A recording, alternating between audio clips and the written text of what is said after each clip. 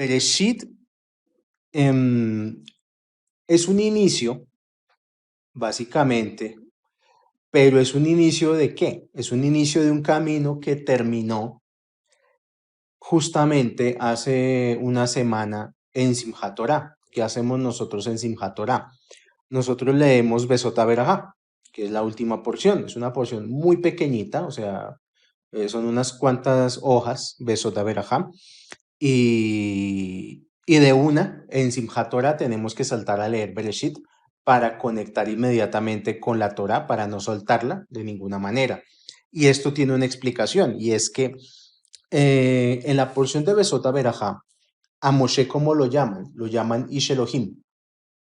Ish Elohim es una forma de denominar algo así como la traducción más cercana sería un hombre Dios o un hombre que ha llegado al nivel de Dios.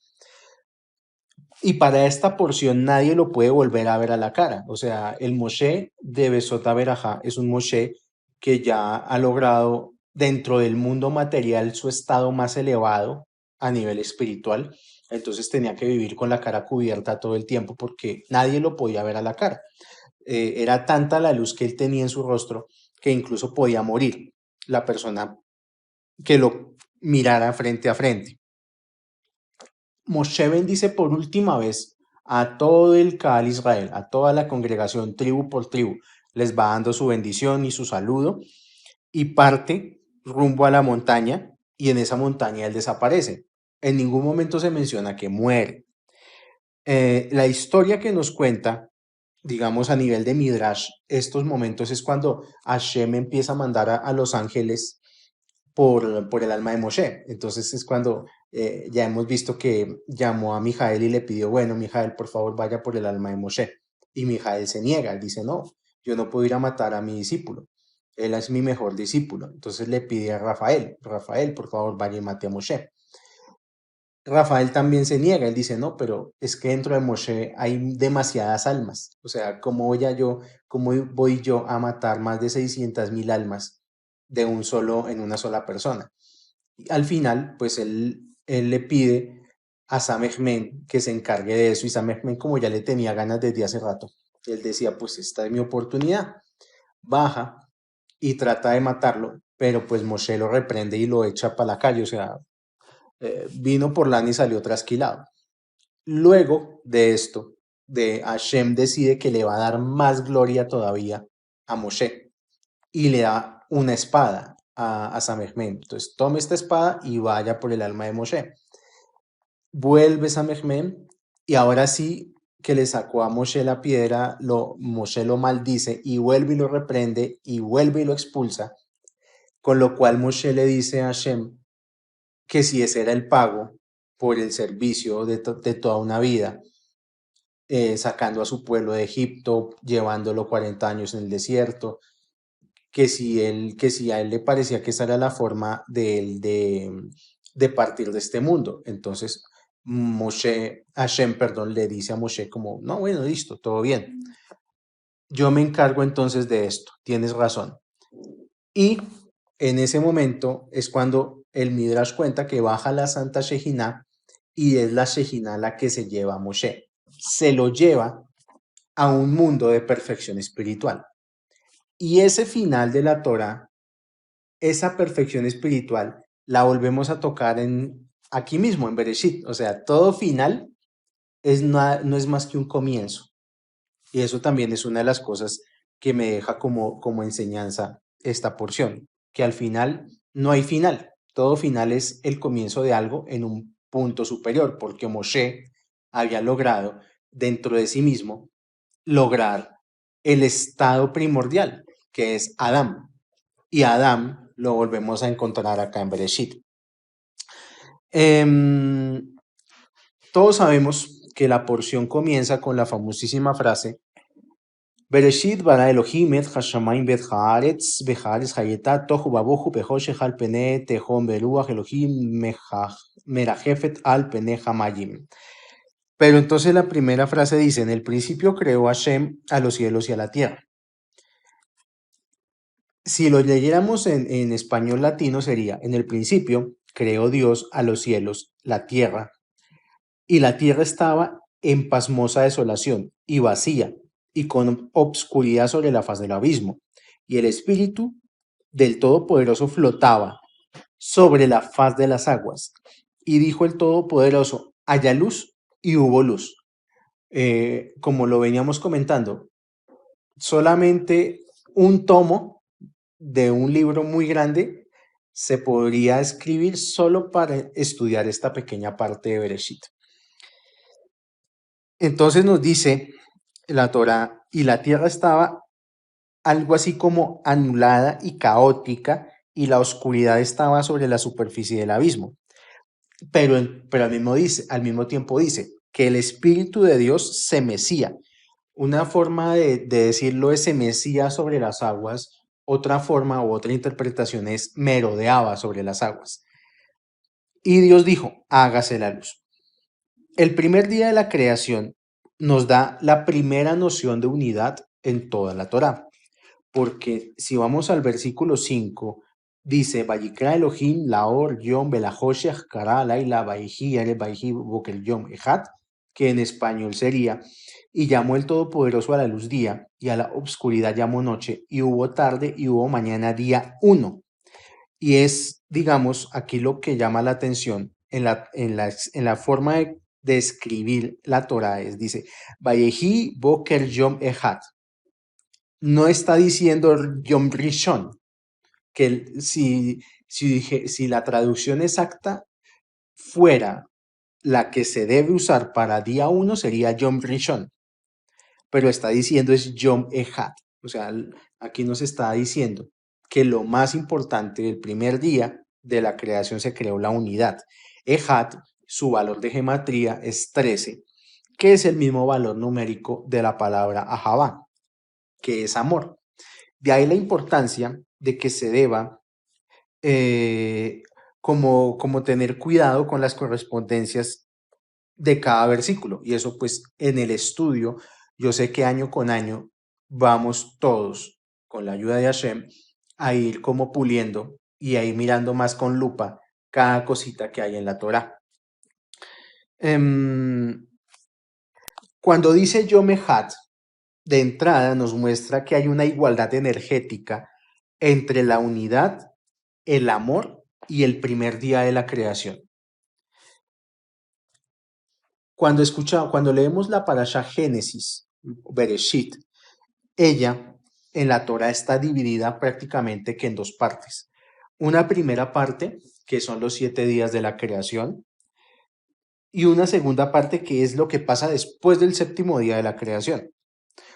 Hay cosas bien llamativas porque, y yo sé que esto año con año iremos profundizando en estos secretos, pero, por ejemplo, en los días de la creación, Hashem ya menciona la creación del hombre. O sea, habla de que el varón y hembra los creó. De hecho, aquí está en 27. Génesis 1:27. Vayibra Elohim et Hadam bet Salmo bet Selem Elohim bara oto Sahar unkeba bara otam. Y creó el Todopoderoso al hombre con su imagen. Con la imagen del Todopoderoso lo creó a él. Varón y hembra los creó a ellos. Pero más adelante vuelve y menciona que tiene que crear otro hombre del polvo de la tierra, etcétera, etcétera, etcétera. Entonces nos está hablando es de dos tipos de creación. Pareciera que uno de estos tipos de creación está en un nivel superior y otro ya está en un nivel más hacia Malhut. Dice, estas son las derivaciones de los cielos y la tierra cuando fueron creados en el día que hizo Hashem, el Todopoderoso, la tierra y el cielo. Entonces, la palabra que utiliza aquí es Bei Baram, donde en el rollo de la Torah, la palabra Bei Baram tiene una letra pequeñita, una letra más pequeña que las demás. Esto no se ve tanto en el Humash, sino directamente en el Sefer Torah. Esto significa, y en general, cuando el rollo de la Torah tiene este tipo como de pistas, que hay una letra chiquitica y por qué, nos está diciendo ahí que hay una doble interpretación referente a esa palabra. Y en este caso, La doble interpretación es que está relacionada también con Abraham. Uno podría entonces entender, estas son las crónicas del cielo y de la tierra que fueron creadas para Abraham. Y Abraham representa a la Sefirá de Gesed. Gesed es la emoción primordial del amor. Ya uno va entendiendo por qué el primer día de la creación conecta es con unidad y con amor. Ya desde el primer día de la creación se está empezando a mover la energía del patriarca Abraham. Y los días de la semana comienzan, por lo menos dentro de lo que es la tradición judía, con el domingo. Y el domingo, que es el día 1, conecta con Gesed y conecta con Abraham. De hecho, las personas que hagan tefilot y lleguen a los salmos del domingo, el salmo del domingo es el más indicado para atraer todos los atributos de misericordia para toda la semana. O sea, el salmo del domingo es el que, digamos, sella mucha la energía que uno puede aprovechar los demás días. Ahora, digamos que si yo me enredo, pienso que es normal porque este estudio, esta porción, es complejo. Y lo que yo comentaba en privado, a mí me tocó llegar a un punto en el que me tocó parar porque ya me toteó el cerebro literal, porque ya llegó un punto en el que, bueno, nos está diciendo en la porción cuando uno la estudia que hay 5 niveles del alma, que son Nefesh, Ruach, Neshama, Hayah y Yehidah. Y la interacción entre esos 5 niveles de alma da como resultado que hay 25 tipos de almas diferentes y que cada uno de nosotros corresponde a uno de esos 25 niveles de alma. Pero pues bueno, yo ahí sí, digamos, tomé la decisión de parar ahí y, y tratar de estructurar estudio más hacia lo que logré como articular. ¿Está bien? La fuente principal para este estudio fue, por un lado, el Humash, por otro lado, la Torah Cabalista, y por otro lado, un libro del Ari que se llama El Jardín de las Manzanas, como para tener ahí el tema de la fuente donde se sacó el estudio.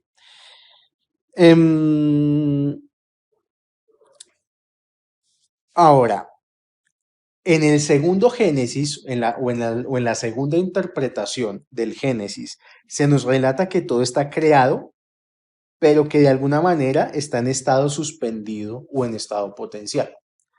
Y recién en la segunda parte cuenta la creación de cómo toda esta creación cobró vida. Y entonces aquí es donde empieza a intervenir el Ari. Y el Ari dice, la Torah no habla del mundo de Atzilut, sino que habla del mundo de Briyaj. Por eso, esta Torah es llamada la Torah de Briyaj. Y es por eso que la primera letra con la que empieza la Torah es con una letra Bet. Porque la Bet conecta con el mundo de Briyaj, que es el mundo de la creación. Es curioso porque cuando estábamos haciendo la fiesta de Sukkot, esto es algo pues que, no sé, tal vez por el mismo tema de la fiesta no lo pudimos comentar en grupo, pero la forma del azúcar, las 3 paredes del azúcar son una letra Bet. O sea, nosotros cuando entramos al azúcar estamos dentro de la letra Bet y estamos proyectando energía precisamente para un nuevo comienzo, para un nuevo Bereshit, que es lo que estamos haciendo ahorita. En todos los alfabetos del mundo siempre se empieza por la letra A y el alfabeto hebreo empieza por la letra B. Por lo menos en cuanto a la forma de hecho, a la forma de mencionarlo. Nuestro alfabeto lo llamamos ABC, el ABC de tal cosa. El alfabeto hebreo solo llama a la forma Aleph Bet. La Aleph representa el mundo de Atzilut y la Bet representa el mundo de Briyah. Y esa es la razón por la cual en lugar de decir ABC se dice Aleph Bet.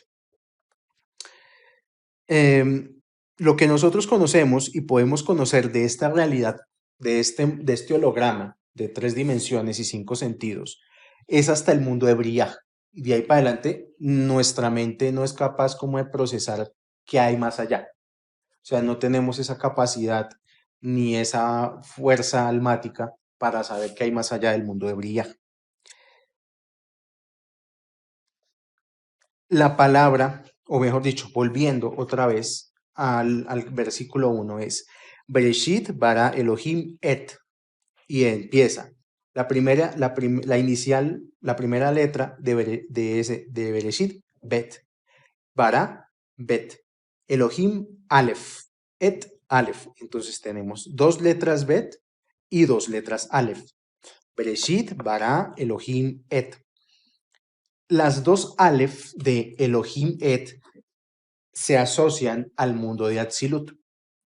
Por eso, la Aleph conecta con Atzilut y la Bet conecta con Briah. Continuemos con lo que dice el Ari. El Ari dice, también sabemos que Ima anida en el mundo de las carrozas. Esta es otra de las razones por las que la Torá comienza con la letra Bet. La Bet es la primera letra de Binah. Quiere decir que el mundo de Briah del que estamos hablando está dentro de Atzilut. La creación potencial es, por lo tanto, un suceso que ocurre dentro de las sefirot internas del pensamiento del creador. Y está hablando justamente de ese término. Un pensamiento potencial. Más adelante se habla como tal de una creación. Continuemos con lo que dice el Ari. Es por esto que el mundo fue creado en Tishrei, o sea, en el mes de Libra, de donde venimos de las fiestas que acabamos de pasar. La palabra Bereshit está escrita con las letras Bet, Resh, Aleph, Shin, Yud y Tav. La palabra Tishrei está escrita con Bet, Aleph, Tav, Shin, Resh y Yud.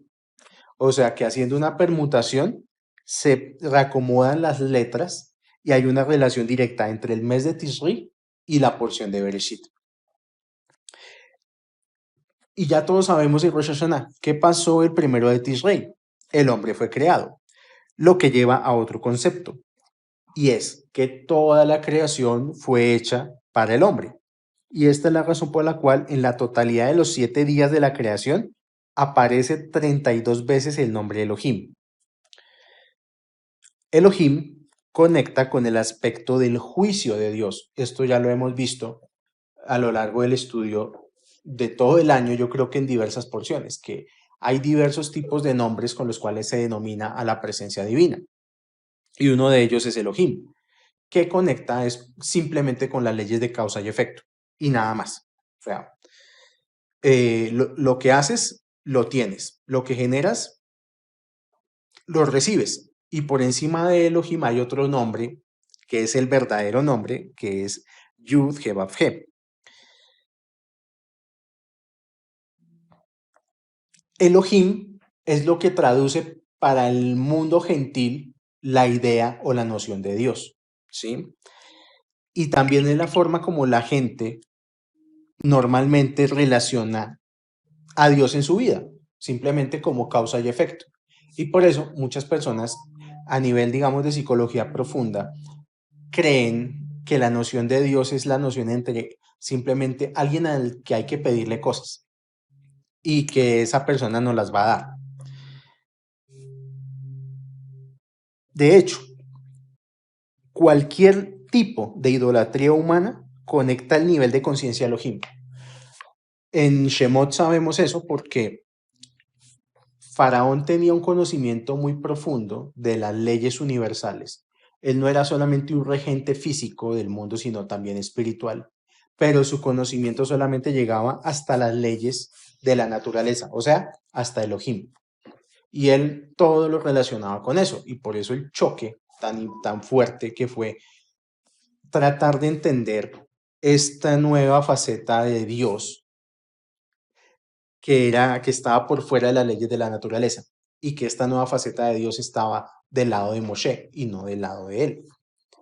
Ahora, en estas primeras porciones, la razón por la cual aparece 32 veces la palabra Elohim es por los 32 caminos de Abba, que son los 32 nombres Abayá, o sea, 32 veces el nombre Yud He Vav He, mientras que en Ima, que es Binah, aparece 32 nombres de Elohim.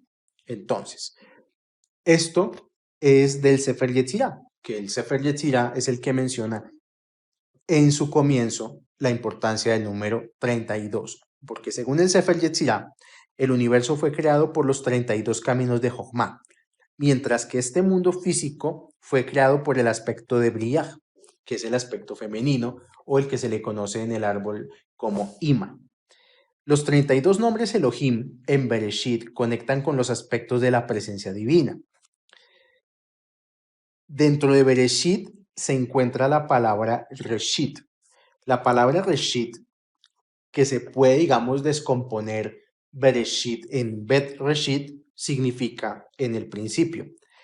Y la palabra Reshit alude a la Sefirá de Jochma. O sea, hay un concepto que se llama Reshit Jochma. ¿Qué significa Reshit Jochma? Es el principio de la sabiduría, del mundo de la emanación. Ahora, otro punto respecto a Bereshit, y es cuando vemos, esto sí sale tanto esto sí sale en todo Humash, en el Shem Tov, aquí yo lo tengo, que es que la letra Bet de Bereshit tiene un punto dentro, una vocal que se llama Dagesh. La razón de esto es porque este punto es un punto de unión entre Abba e Ima, lo que estamos hablando, entre Jochma y Binah, y se le llama, según el Ari, un punto en el palacio. Este punto produce que Abba e Ima sean iguales y estén juntos. ¿Cómo organiza? Una de las cosas que uno aprende con esta porción es que el ser humano es una réplica de cómo se forman los universos. Y aquí es donde digamos que la ciencia de pronto comete esa equivocación, pero pues porque el método de ellos es diferente y no contempla este tipo de sabiduría, y es que se suele pensar que nosotros somos como una especie de animal evolucionado, la famosa teoría de la evolución. La Torah simultáneamente nos muestra en Bereshit que la creación del universo tiene el mismo modelo de la creación del hombre. Y cada persona, por eso es que literalmente es un mundo, o sea, cada persona en su mente tiene un universo diferente. Esa es la razón por la cual tenemos hasta la huella digital diferente, y no hay dos huellas digitales iguales en dos seres humanos diferentes. Tenemos cada uno una visión de túnel de realidad diferente, una opinión o una tesis del universo diferente. De hecho, es uno de los objetivos que uno debería tener en la vida, es tener o generar una tesis propia de lo que uno cree que es el universo. A ver, ¿dónde me quedé? Acá. El punto donde empieza la creación del mundo y del ser humano es ese punto de unión entre la emanación y la mente creativa. En el ser humano es el punto donde se encuentran los dos hemisferios del cerebro. O sea, hay un espacio dentro de los dos hemisferios del cerebro que representa esa Dagesh que está en la letra Bet. Y es el punto donde empieza la creación y la igualdad entre la energía masculina y la energía femenina dentro de cada persona, que viene a ser básicamente lo que cada persona en su mente tiene entre una idea y lo que la persona hace con la idea. O sea, lo que nos pasa muchas veces, que ideas todo el tiempo tenemos. Alguna vez un antiguo guía de meditación me decía que la mente produce pensamientos de la misma manera que la nariz produce mocos. O sea, todo el tiempo produce la mente ideas. El punto es, ya que estamos hablando del punto de la BET, el punto es no solamente tener ideas, sino cómo llevarlas a cabo, qué hacer con ellas en el mundo de la acción, en este mundo que es así ya. La escritura de la Torá usa el verbo crear, aludiendo al mundo de Briyaj y al nombre de Elohim, que se refiere a Ima. El valor numérico de Elohim, que la palabra Elohim es, según este Humash, Aleph, Lamed, He, Yud y Mem, equivale a 86. Y 86 es el mismo valor numérico para la palabra trono. Aquí empieza uno a generarse preguntas. Entonces, ¿por qué la Torah dice que Hashem creó el universo y no usó otro tipo de palabra como construir? O sea, ¿cuál es la diferencia? ¿Por qué particularmente utilizar la palabra crear y no utilizar la palabra construir? ¿Por qué, mejor dicho, por qué lo creó y no lo construyó? La respuesta, porque crear es un acto que parte de la nada.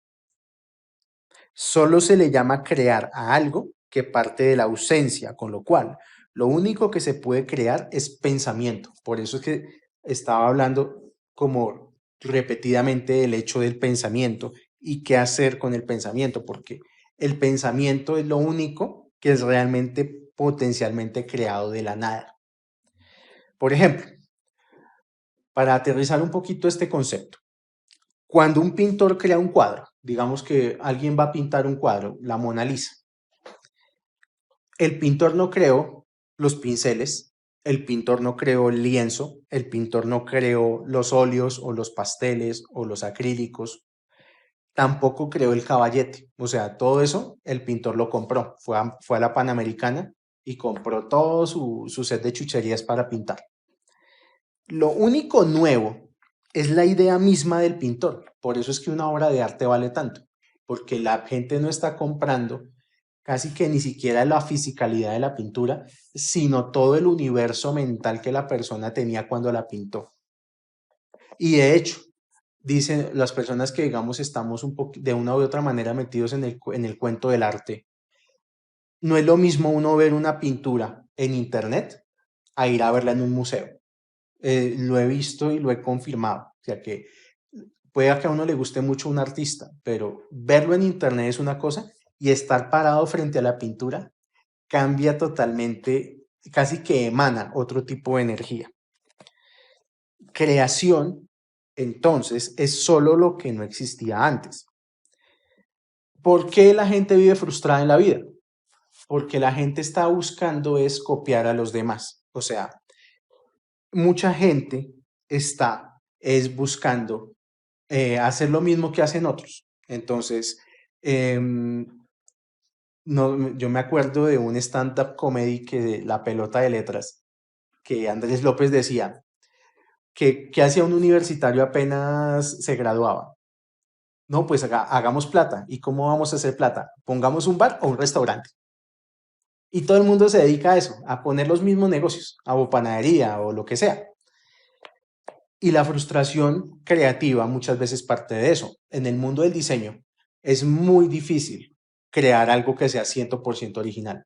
A nosotros nos dicen que nosotros tenemos que partir de referentes y a partir de los referentes avanzar.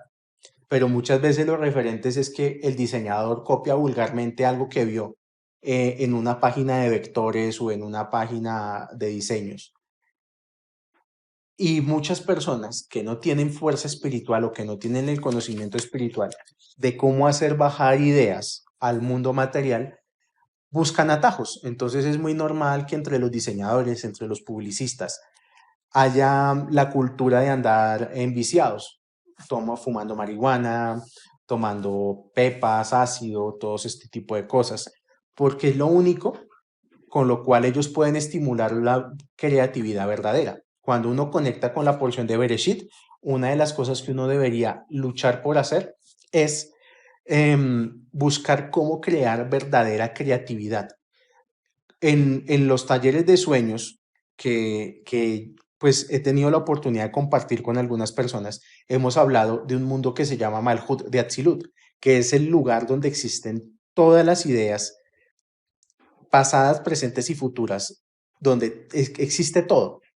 Y que una de las maneras para llegar a tener creatividad verdadera es subiendo la conciencia hasta Malhut de Atzilut.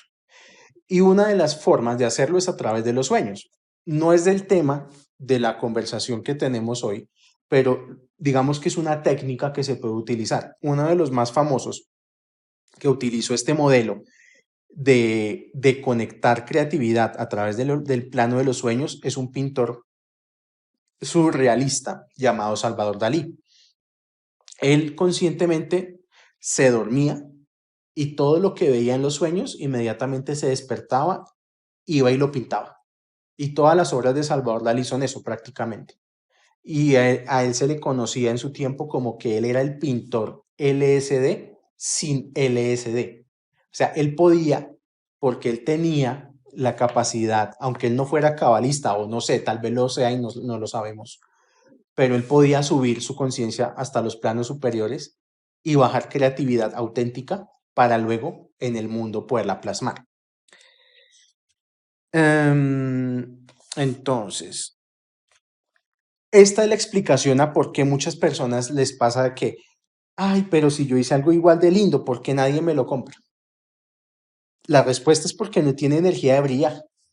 Por eso es que nadie lo compra, porque no tiene como esa fuerza espiritual que debería tener lo que uno hace.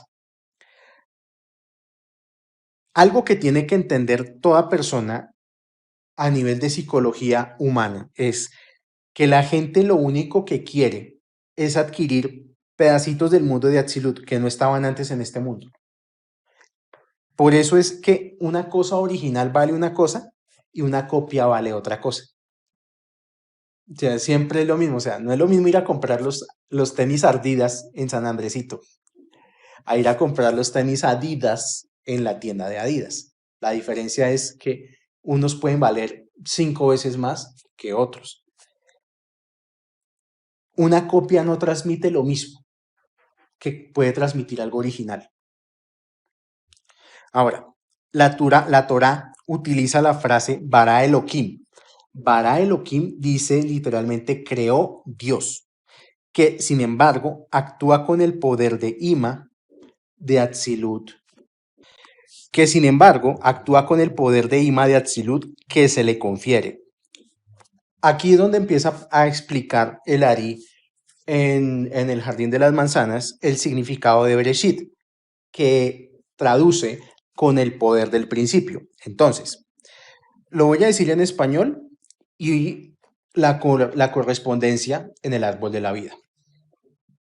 En el principio conecta con el poder de Ima de Atzilut. Dios creó, conecta con Ima de Briah, o sea, Ima de Atzilut genera, Ima de Briah crea.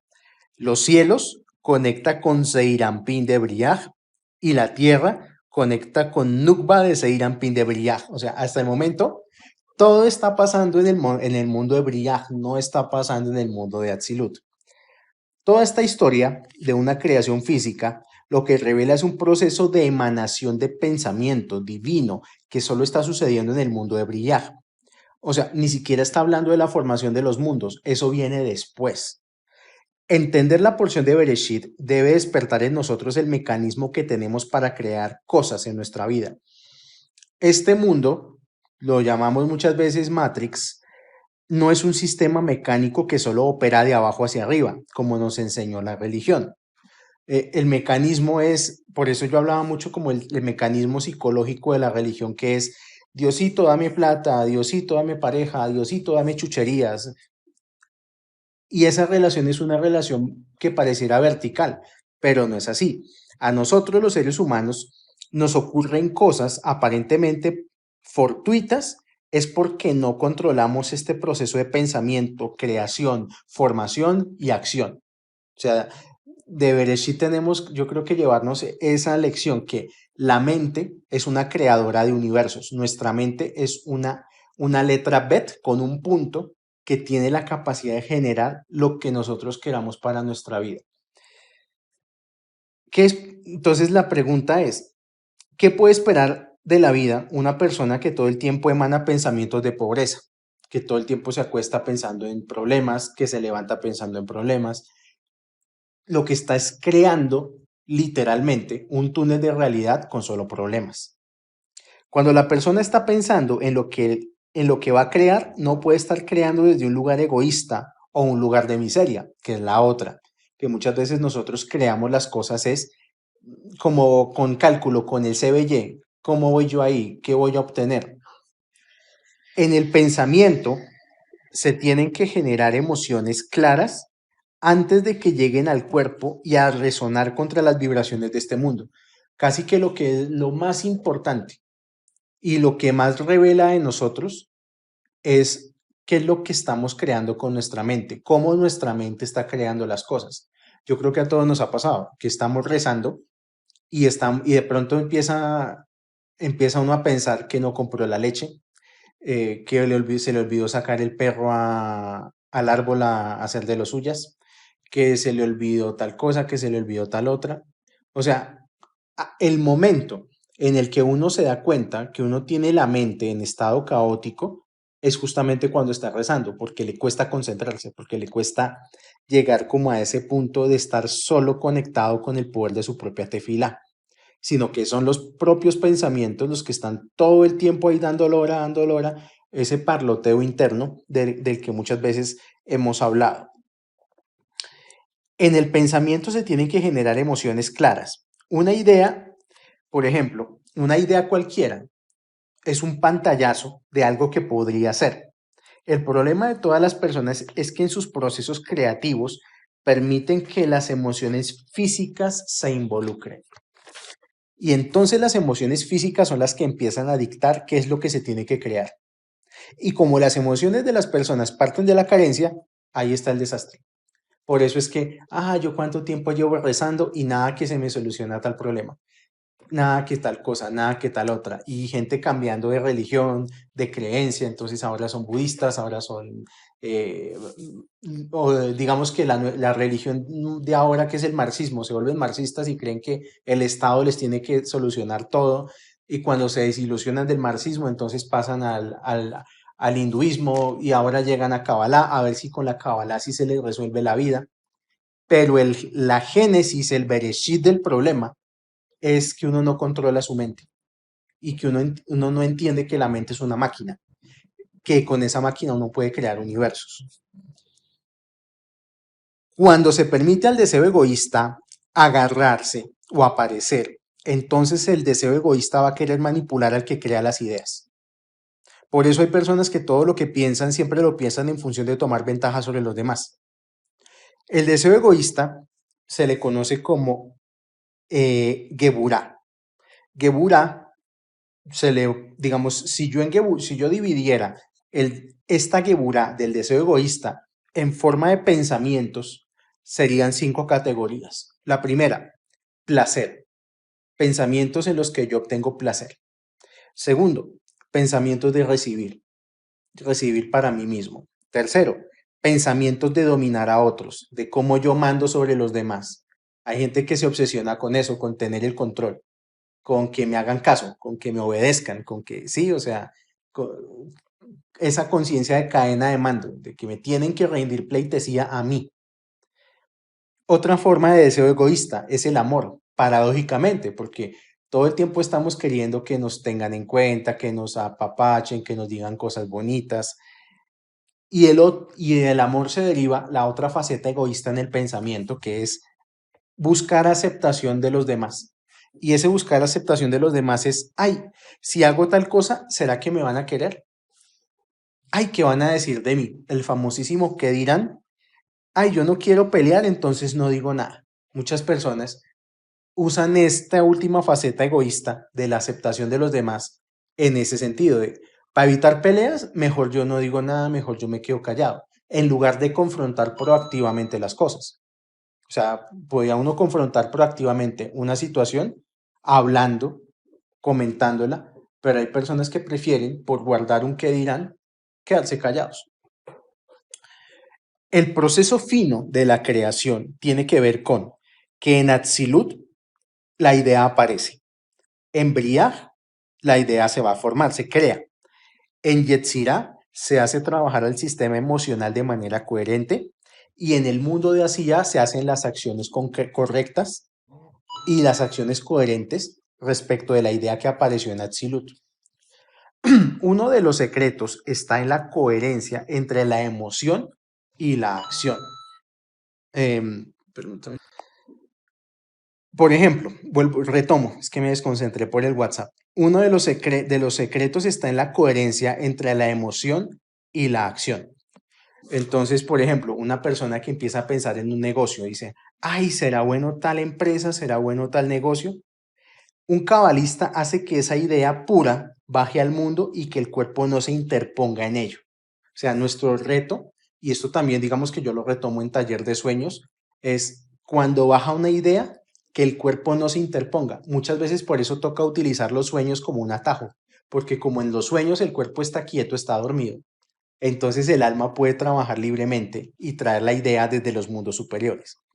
Retomemos a Larí. Dice Larí, la Torá procede a discutir la elevación de los 7 reyes de Edom que murieron, porque como se sabe, los restos de estos reyes existen en todos los mundos.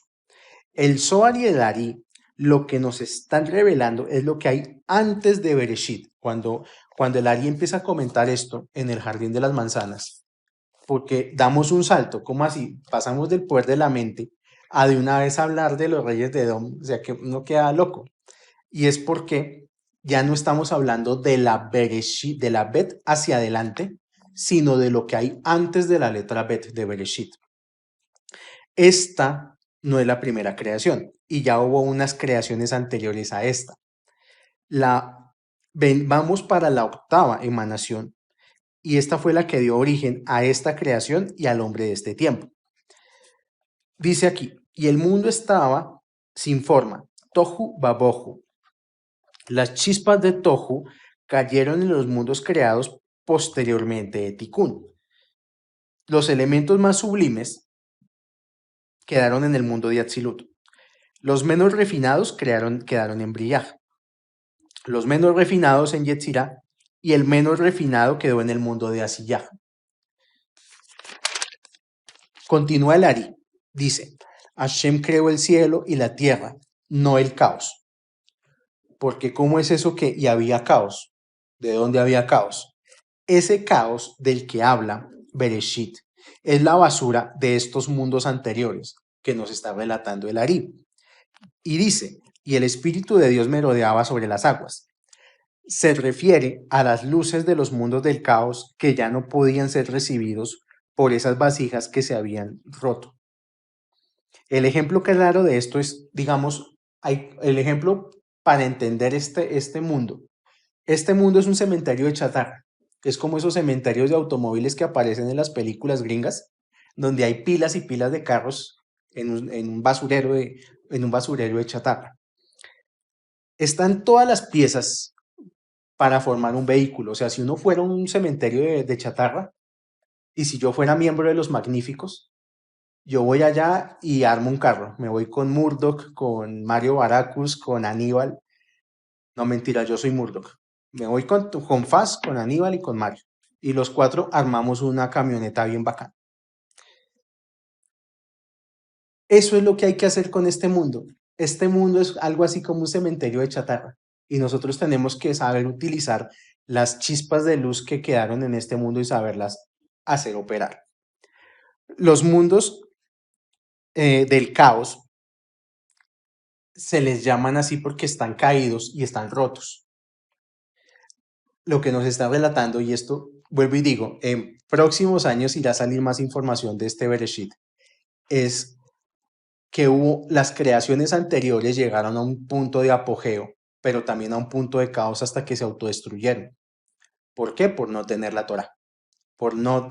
La Torah es como esa parte, esa piecita que le falta al Lego para que la construcción no se caiga. Y lo que nosotros vemos es esto en este mundo.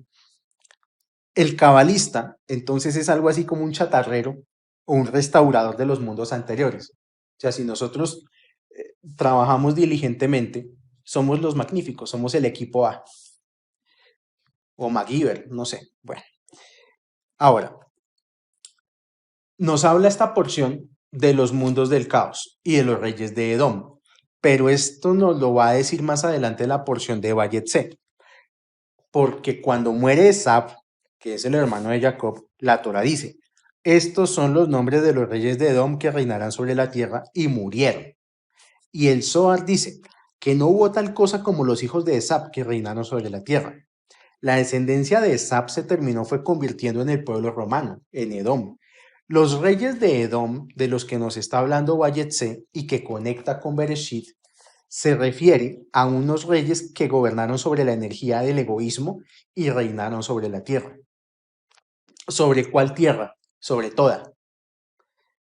¿Y por qué dice que murieron? Significa que esas civilizaciones colapsaron.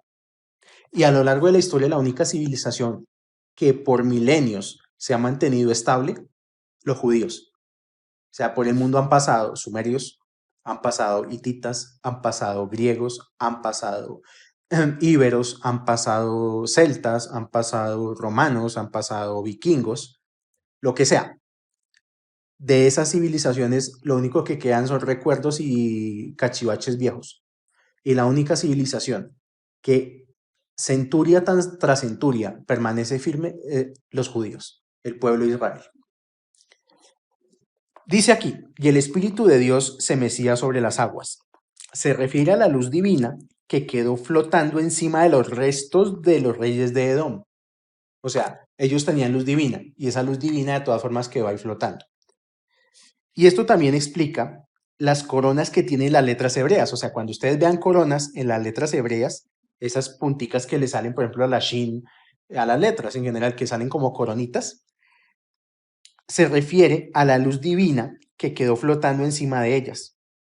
Se representa la luz que hay sobre las vasijas. Cuando uno está meditando, tiene una letra de estas, cuando vea la coronita, es la luz de esa letra que está flotando sobre la vasija. Y la palabra que utiliza aquí es semesía, que en hebreo es merajefet. También se puede leer como, o sea, la gematría de merajefet, que es 280, se puede leer como 288 muertes. El Zohar explica también que las vasijas de los mundos del caos se rompieron en 288 partes. Debajo del suelo que todos pisamos existe basura de vasijas rotas que tienen una infinidad de luz. De hecho, cuando en la época antigua y todavía ahora, cuando se rompía la tierra y se le dio el decreto a Adán, cuando le dicen que se fue del jardín del Edén y ahora tendrá que trabajar y sembrar y ganarse todo con el sudor de la frente. El secreto oculto de eso es que tiene que Adán romper la tierra, sembrar semillas y cosechar frutos para extraer la luz que hay debajo de la tierra. Y ese es el misterio del por qué la tierra siendo negra y pareciendo no tener mayor importancia, puede dar cualquier clase de fruto, manzanas, papas, uvas, lo que sea. Esa fruta o ese fruto es esa energía que le estamos extrayendo a la tierra de la luz que está atrapada y que está meciéndose sobre ese caos que hay debajo del subsuelo. De hecho, en ocultismo hay muchas teorías sobre la tierra hueca, que debajo de esta tierra hay otros universos todavía latiendo debajo de este mundo. Bueno, pero no es tema de ahorita, continúo. La siguiente frase que dice, comillas, y Dios dijo, hágase la luz, se refiere a la energía de Geset primordial que fue la emanación del octavo rey. El octavo rey que apareció, en lugar de ser una energía de egoísmo, tenía todo el potencial de Atzilut. Tenía la capacidad de recibir luz. Y los anteriores reyes no tenían esto, porque no tenían Yesod. El octavo rey sí tenía Yesod. El Yesod del octavo rey hizo posible la interconexión con las demás Sefirot para transmitir luz. El auténtico amor y empatía del octavo rey hizo que se buscara en Atzilut ese tipo de atributos y se encontraron en el alma de un ser llamado Abraham. Y por eso en Bereshit se menciona y vio que era bueno. O sea, cuando ya le ponen el sellito a lo que se crea y dice y vio que era bueno, es esto, que hay esa correspondencia de Atzilut y que se puede trabajar con ello para bien de la creación. Y se creó toda la creación de nuevo para que Abraham pudiera descender a este plano y luego como un prisma expandirse como luz por todo el mundo. Por eso Abraham fue como un rayo de luz, así como el disco de Pink Floyd, que pasa un haz de luz y se abren montones de luces por el prisma. Asimismo, Abraham llegó y prácticamente creó cualquier cantidad de civilizaciones. Y todas las civilizaciones tienen que ver con Abraham, de una o de otra manera. El dios hindú Brahma es una forma de mencionar a Abraham, por ejemplo.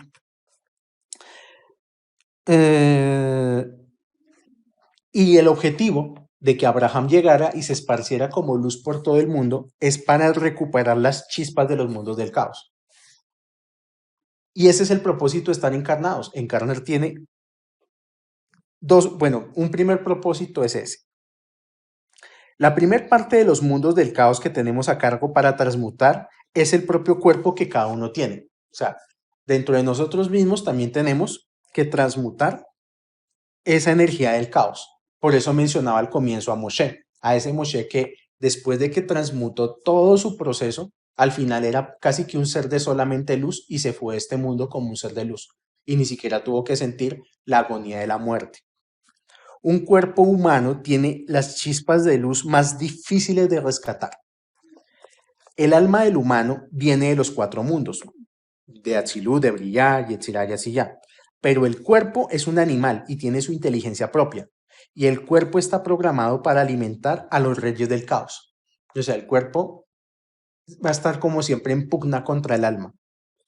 Al cuerpo, ¿qué es lo que le importa? Básicamente, y esto está unido a los 5 tipos de Geburah del pensamiento. Al cuerpo le importa comer, le importa protegerse, le importa tener relaciones sexuales, ser el centro de atención e imponer su pensamiento por encima del pensamiento de los demás. Estas 5 facultades son facultades del cuerpo: comer, protegerse, sexualidad, ser el centro de atención e imponer el pensamiento. En ese orden de ideas, la mayoría de personas del mundo aún no entran ni siquiera a la categoría de seres humanos. Y por eso muchas veces el Talmud es tan duro hablando de estas cosas. O sea, aquí sí es cierto que hay mucha de la humanidad que la categoría que tienen es la de animales sofisticados, porque para lo único que existen, viven y piensan es para responderle a las exigencias del cuerpo, no a las exigencias del alma. Cuando un fruto crece, lo primero esto ya es como otro tema. Sí, un hombre se le conoce a aquel persona que se hace consciente de su trabajo de rectificar la vasija del alma, que es el cuerpo. Cuando un fruto crece, lo primero que se desarrolla de cualquier fruta es la cáscara. Cuando la cáscara está totalmente desarrollada, se empieza a formar lo de adentro. O sea, primero se forma la cáscara y luego sí se forma el bananito, la granadilla, todo esto. Si uno fuera, mejor dicho, crudo a la hora de analizar esto desde la óptica de la Kabbalah, un bebé, por ejemplo, es solo una cáscara de lo que puede llegar a ser un humano adulto. Y su único desarrollo, el único desarrollo de un bebé es el egoísmo, que le den todo, que tomar las cosas. Eso, por más tiernos que se vean los bebés. Dentro de esa cáscara puede crecer un alma con todos sus atributos. O ese mismo bebé puede llegar a los 60 años en el mismo estado que cuando era un bebé. Hay gente que uno la ve, por más maduros que son en edad, siguen teniendo la mentalidad de un bebé. Quieren las cosas y si no se las dan, hacen pataleta. Tal cual, o sea, eso es. Quiero y si no me dan, lloro. Y si lloro, pataleo. Entonces, el verso que dice que se haga la luz se refiere al supremo Gesed, al octavo rey, y a través suyo se rectifican los otros 7 reyes del caos. Ahora, dice, comillas, que las aguas se llenen de criaturas vivientes. Cierro comillas. Y así fue que fue desarrollándose inteligencia en la materia, hasta que finalmente, en el 6º día, el hombre fue creado. ¿Qué es el hombre? El hombre, en el ejemplo que hablamos de la fruta y de la cáscara, el hombre es la fruta que está dentro de la clipa. La realidad es un complejo holograma de luz. Yo lo llamo que es un holograma de luz dura porque es una luz que genera sensación de materia y la materia es dura. Es un complejo holograma de luz dura que debe ser transmutado desde la pulpa de la fruta. Si pudiéramos ver la realidad como una fruta, la cáscara es el holograma de 5 sentidos y 3 dimensiones. Y la pulpa de la fruta es la verdadera humanidad que nosotros tenemos. A medida que la persona se pule y se desarrolla espiritualmente, se va deshaciendo de la cáscara, o sea, se va deshaciendo de la materia, hasta eventualmente transmutar toda la materia a la luz. Nuevamente, por eso al comienzo quise traer el ejemplo de Moshe, ya no era cáscara, sino era totalmente luz, empezó Taberajá. Dice, y fue entonces que la Torá nos cuenta que al sexto día el hombre fue creado a su imagen. Y más adelante, la segunda creación nos dice, el hombre fue creado del polvo de la tierra. Están esas dos interpretaciones de la creación del hombre, que fue creado a su imagen. Y no solo eso, dice que varón y hembra los creó. Y luego más adelante dice que los creó del polvo de la tierra y que le tocó dormir a Adán para sacarle a Eva, a Java. Cuando se trata de los primeros dichos de la creación, Hashem habla es de forma imperativa, o sea, él no está pidiendo que si por favor se hace la luz, está diciendo hágase la luz, sepárense las aguas, etcétera, etcétera. Cuando se forma el hombre, la Torah dice, nace Adam Betzalmenu, Kimutenu. Esto está en Génesis 1:26, que si lo tengo aquí en el Humash, dice, Vayomer Elohim nace Adam Betzalmenu, Kidmutenu, Beyirdu.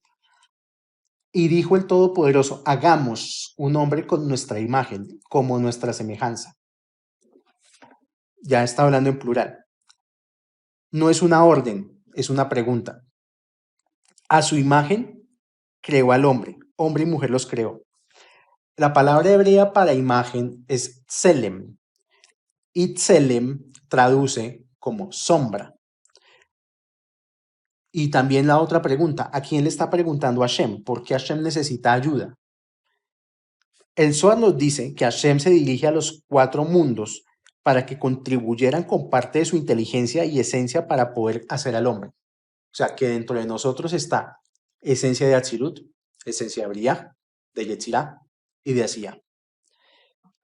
Hashem, ¿qué aportó a toda esta ecuación? Dice la Torah que un soplo de vida. Ahora, ¿qué es ese soplo de vida? Es exactamente la forma de Dios, el Tselem. ¿Por qué no sopla? ¿Por qué soplada? ¿Por qué no inyectada? O sea, ¿por qué no es más fácil inyectar a Dios dentro de cada muñeco y que salga el muñeco y cobre vida? Dice que soplo. La respuesta es porque el soplo de vida conecta con respiración y la respiración viene del mundo de formación, del mundo de Yetzirah. La respiración es una de las claves sobre el cómo vibra nuestra energía interna.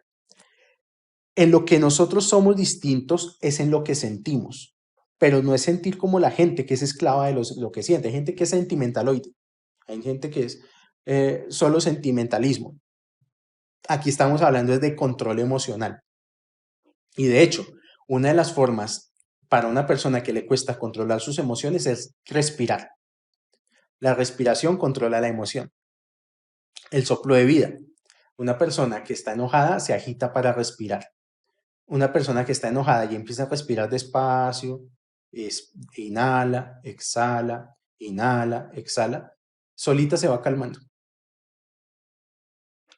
El ser humano tiene la capacidad de recibir energía de los mundos superiores y hacerla resonar dentro de sí mismo, y con esto crear nuevos mundos, moldear la realidad.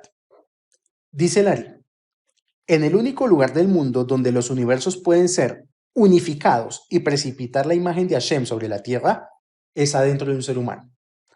En nosotros está la posibilidad de unificar al universo. El reto del ser humano es buscar la semejanza con el creador, el Tselem, porque ya tenemos la imagen, pero no tenemos la semejanza. Todo aquello que hacemos que no es un proceso creador para unificar, eso no es importante. Todas las personas y escenarios que tenemos en la vida son nuestra parte de las chispas de los mundos del caos para liberar. Entonces, muchas veces, por ejemplo, la gente dice, ¿por qué nací con esta familia? ¿Por qué me tocó estos padres? ¿Por qué me tocó estos hermanos? Porque esas son las chispas que uno tiene que trabajar para liberar. De hecho, el Shara Gilgulim es como bastante tajante en eso. El Shara Gilgulim muchas veces habla de que hay dos tipos de corrección, una que es voluntaria y una que es involuntaria. La que es voluntaria es con los amigos o con los conocidos, o sea, uno conoce gente y uno decide si uno hace corrección con la persona o no y no hay problema, pero con la familia es obligatorio. O sea, la familia es como una cárcel y nosotros somos los convictos y la casa es la prisión. Y así como los prisioneros, no el grupo de rock chileno, sino los prisioneros de las cárceles, están encerrados en celdas y tienen compañeros de celda, nosotros estamos encerrados en familias, en apellidos, y nuestros compañeros de celda son nuestros hermanos, nuestros tíos, nuestros papás, etcétera, etcétera. Y con ellos es obligatorio hacer la corrección.